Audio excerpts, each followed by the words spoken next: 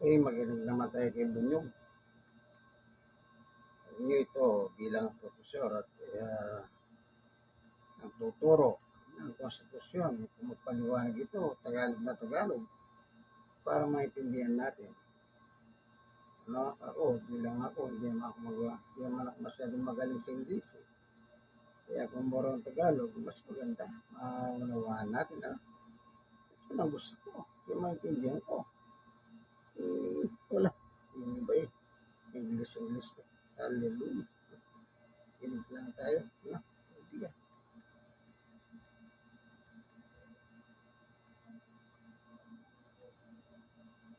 Tingnan natin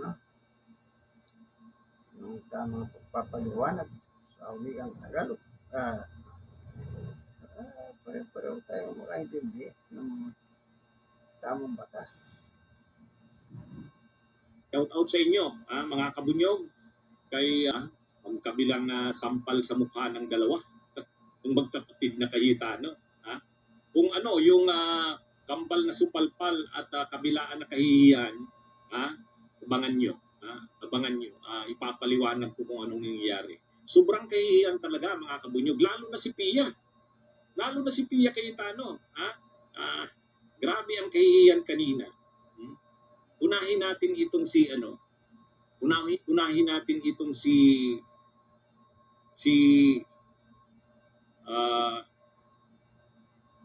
ito mga kabunyog. Unahin natin itong ito munang si Pia Cayetano. Kasi ito yung medyo maganda-gandang nangyayari kanina. Unahin natin pag-usapan yung sobrang kahihiyan. Hindi ang description ko na sobrang kahihiyan, talagang as in sobra. Kay Nubio, Eduardo, Blooming Lovely, grabe, Pia kanina. Bakit? Ito, ipaliwanag ko Ipaliwanag ko mga kabunyo. Mayabang si Pia kanina. Gamit yung kanyang laptop, naka-Mac pa. Naka-Mac na laptop. Tapos nagbabasa siya doon ng isang desisyon ng Supreme Court. At ang binasa niyang desisyon ay landmark case. Yun. Pag sinabi sa aming mga abogado na landmark case, napaka-importante niya na kaso.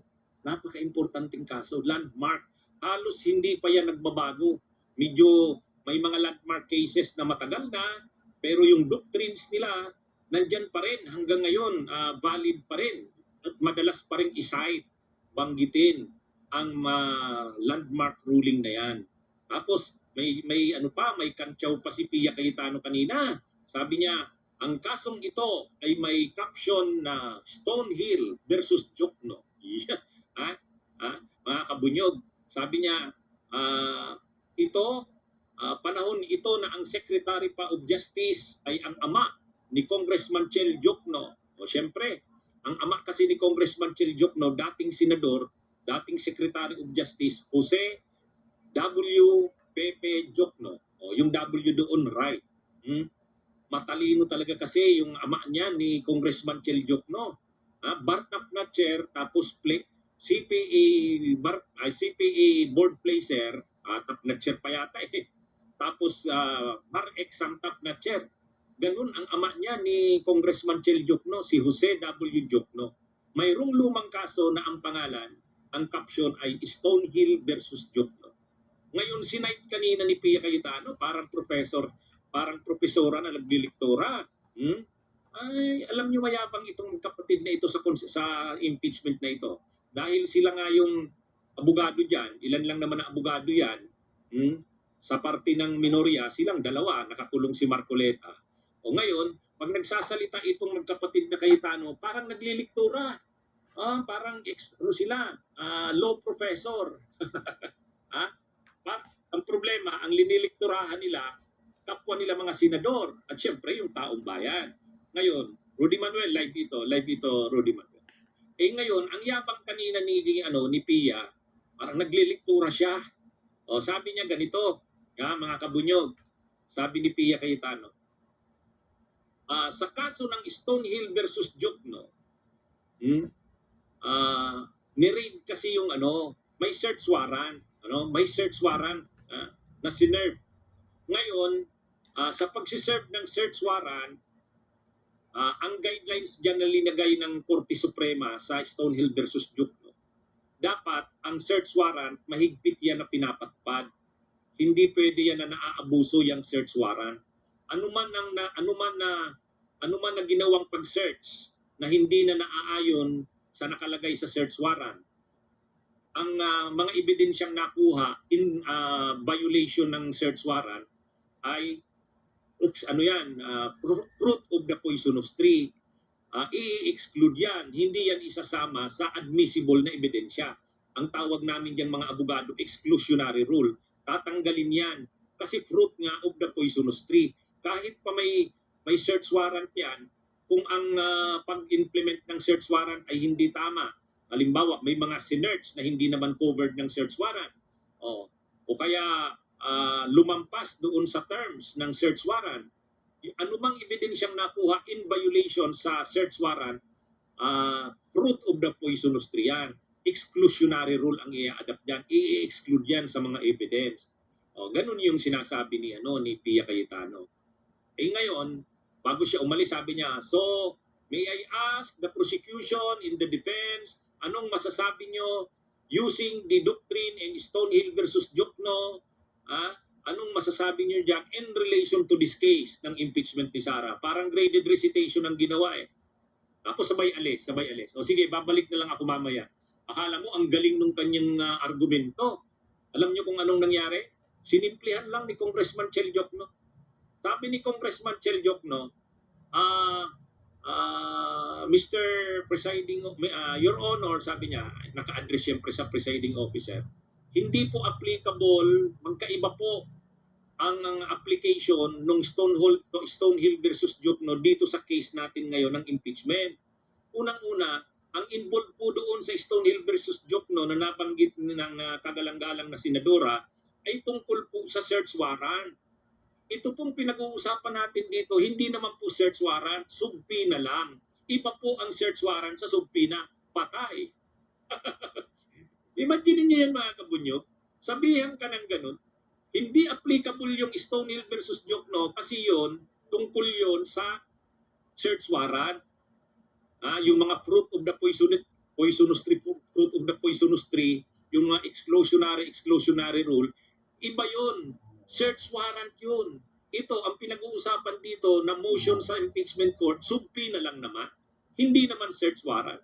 Ang search warrant kasi, invasive yan. Parang pag pinasok ang bahay mo using the search warrant, pwedeng halugugin ang mga lugar na hindi naman sakop na ng search warrant. So medyo may pagka-invasive ang search warrant. Kaya mahigpit ang rules sa search warrant. Pero yung subpoena, hindi naman yun eh.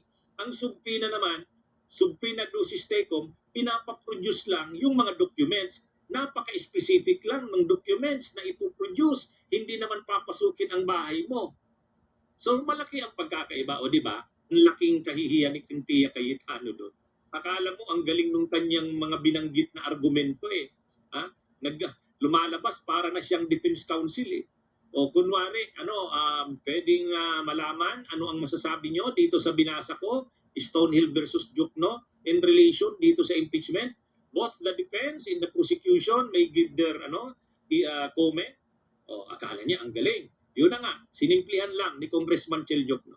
Ang sabi ni Congressman Chel Jokno, iba naman yung Stonehill versus Jokno kasi that pertains to search warrant.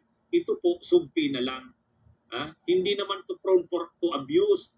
Hindi tulad sa search warrant, pag may search warrant ka, pwedeng yung wala sa search warrant, puntahan mo, halugugin mo. Kaya ano bang nakita mo doon sa lugar na pinuntahan mo na wala na sa search warrant, fruit of the poisonous tree na yon. Pero ito, hindi to search warrant, subpoena. At sa subpoena, specific yung nakalagay doon, definite. Definite lang naman ang nakalagay. Halimbawa, anong bank account number? Saang bangko? Ano ang account name? Yun lang naman yun eh. Kaya, sa madaling sabi mga kabunyog, mga kababayan, napahiya si Pia Cayetano. Yan ang malinaw dyan. Ang isa pa, ito namang si Alan Peter Cayetano. Alam nyo kung paano naman siya napahiya? Ito. Sabi naman ni Alan Peter Cayetano, si Jukno uli ang kaharap. isa lang naman ang kaharap nila dyan eh. Si Jokno lang, partida. O ngayon, sabi ni Alan Peter Cayetano, Counsel for the Public Prosecutor, Counsel for the Respondent. Yung public prosecutor ito si Jokno eh, congressman ito eh. So, hindi kaya ito fishing expedition? Hindi ba ito magpo-fall sa fishing expedition na wala pa naman kayong mga ebidensya, tapos ngayon isusumpinan nyo yung mga bangko, isusumpinan nyo yung AMLAC, isusumpinan nyo yung BIR sa mga tax records. Ilalabas niyan fishing expedition. Kasi parang ngayon lang kayo maghahanap ng mga ebidensya. Gagamitin nyo itong mga sumpinang ito para makakuha kayo ng mga ebidensya. Ay fishing expedition yan. Hindi pwede yan sa impeachment. Ngayon, anong sagot ni Congressman Chel Jokno? Ang sagot ni Congressman Chel Jokno simple lang. Nung nandun sa impeachment ay sa Justice Committee, doon sa Kamara, nakasalang pa lang sa House of Representatives Justice Committee, hindi nila sinubpina ang bank records. Hindi nila sinubpina ang mga bank records na yan kasi sabi nga sa impeachment court na yan. Pero mayroon na silang alam na nila yan na mayroon na silang na ang mga bank accounts nga ni Sara ay naglalaman at saka si Mans Carpio naglalaman ng napakaraming mga pera na hindi maipaliwanag. Kahit yung salin niya nakalagay doon na grabe yung linaki ng kanyang network. Kahit yung sa AMLAC lumabas na doon sa Justice Committee na 6.7 billion ang lumabas-pasok na transactions. Alam na yan doon sa Justice Committee. Kaya lang, kung pag-uusapan yung detalyado na talaga, hindi nila yan sinugpi na sa Justice Committee kasi nga, ang sabi ng defense, hindi pwedeng magkaroon ng full-blown trial sa Justice Committee. Kasi ang Justice Committee ay hindi siya court. Kapag nagkaroon ng full-blown trial, mga subpina na, ang mga importanteng ebidensya ay sinubpina ng Justice Committee, mababiolate na yung right ng accused o ng respondent. Dapat sa trial na yan. Okay. So pinagbigyan yan. Kaya doon na sa impeachment court nga isusumpina. Tapos ngayon sasabihin na naman ni Cayetano, hindi pwede kasi fishing expedition yan. Sabi ni Congressman Chel Jokno, akala ko ba hindi pwede doon sa Justice Committee? Kasi kapag sinugpina mo yan sa Justice Committee, ang lalabas niyan, para na kayong trial. Ngayon naman, nandito na sa impeachment court, ayaw nyo na naman na isugpina dahil sasabihin nyo na naman, fishing expedition. Paano na ito? Paano na ngayon malalaman ang katotohanan? Wala na, hindi mo na alam kung anong patutunguhan, di ba? Di ba mga kabudyo? Kaya, ang nangyari dito, kambal na supalpal ang inabot ni Alan Peter Cayetano. Bakit? Nung nandun sa Justice Committee, ang laging sinasabi ng mga pro-Duterte, kasama na ang mga pro-Duterteng senador, hindi dapat magkaroon ng pagsubpina ang Justice Committee kasi lalabas na yan, trial na yan. Trial na yan. Dapat sa impeachment court ang mga subpina. So ngayong sinusubpina na sa impeachment court, sasabihin naman nila, hindi pwede kasi fishing expedition. Kaya sabi ni Congressman Chel Jokno, ano ba talaga? Ay di ba, Your Honor, ang sabi nyo, dapat sa Justice Committee wala dapat na subpina. Hindi dapat magkaroon ng trial. Hindi dapat lumabas ang mga ebidensya doon. Kasi sa dapat niyan, sa impeachment trial na, sa Senate. Ngayon, na ginagawa na nila, na sinusubpina na, ang argumento na naman nila Cayetano, hindi pwede kasi fishing expedition na yan ay wala nang patutunguhan. Kaya mga kabunyog, mga kababayan, sa totoo lang, si Senador Chel Jokno si Congressman Chel Jokno talaga matindi. hinaharap si Pia, hinaharap si Alan, pati yung yung abogado ng defense, si Attorney Michael Poa, hinaharap niya. Kaya 3 against 1 yun. 3 against 1. Dapat sana ang kaharap lang ni Congressman Chil Diokno, si Attorney Michael Poa, yung counterpart niya sa defense. Pero yung dalawang senador kasi, umaakto ng lawyers ng defense eh. Kaya balik tatlong lawyers ang kaharap ni Congressman Chil Diokno eh. Ha? Di ba? Kabunyog mga kababayan? Oh. Kaya sa totoo lang, pahiya talaga yung magkapatid na Cayetano kanina. Magkakambal na supalpal, magkabilaan na kahihiyan. At totoo lang, si Pia Cayetano napahiya doon. Akala mo ang galing ng kanyang sinite na na jurisprudence, doctrine, landmark case, yung Stonehill versus, napahiya siya. Tapos si Alan Peter din, ganun din, napahiya din. Kasi sabi niya, fishing expedition na ang mangyayari dito kasi kapag sinugpi na natin yan. Sabi ni Congressman Chil Diokno, ay nung nandun kami sa nandun kami sa Justice Committee, ayaw ipasugpi na yung bank records kasi magiging na daw full-blown trial ang Justice Committee, dapat daw sa impeachment court. Bakit ngayon sa impeachment court ayaw na naman? Kaya sabi niya, parang na yon, ano ba talaga? Tama po kayo. Lumalabas, confused na yung magkapatid na Cayetano. Okay? So yan mga kapunyong mga kababayan, yan po ang topic natin, kambal na supalpal, kahibilaan na kahihiyan ang inabot ng magkapatid na Cayetano kay Diokno. Magandang gabi po sa inyong lahat. Abangan po lagi ninyo ang gabi-gabing talakayan. Mabuhay. Alam nyo, kumisan, ang mga senador, sila po ay judge sa impeachment. Kaso lumalabas itong Cayetano, para silang mga abogado. Pagkapat abogado sila, pero bawal yun eh. Inabogaduan nila si Sara. Baklase, di ba? Baklase. Dapat hindi ganun. Para malaman natin yung katotohanan, dapat ilabas ang lahat.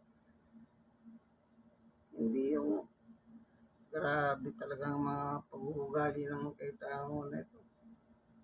Si Pia at si Caldero.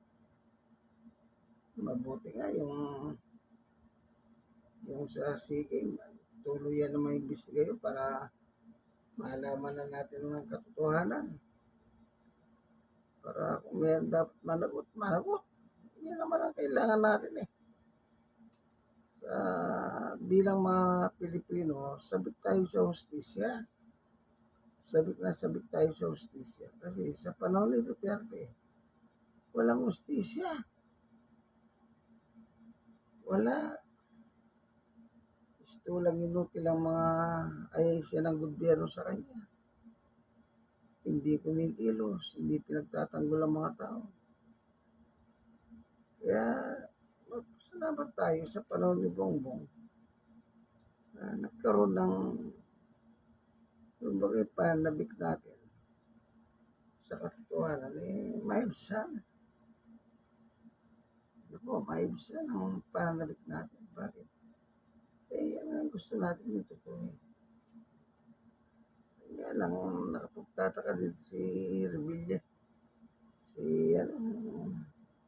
Si Binoy, sabi niya, kung kailangan kong ibubuksan yung record ng mag-asawang Duterte at Manscarte, dapat daw lahat ng nasa gobyerno buksan ang bank record. Kalayo naman. Si Sara lang ini-impeach eh. Lahat daw nasa gobyerno. Hallelujah. Kaya napaghalata.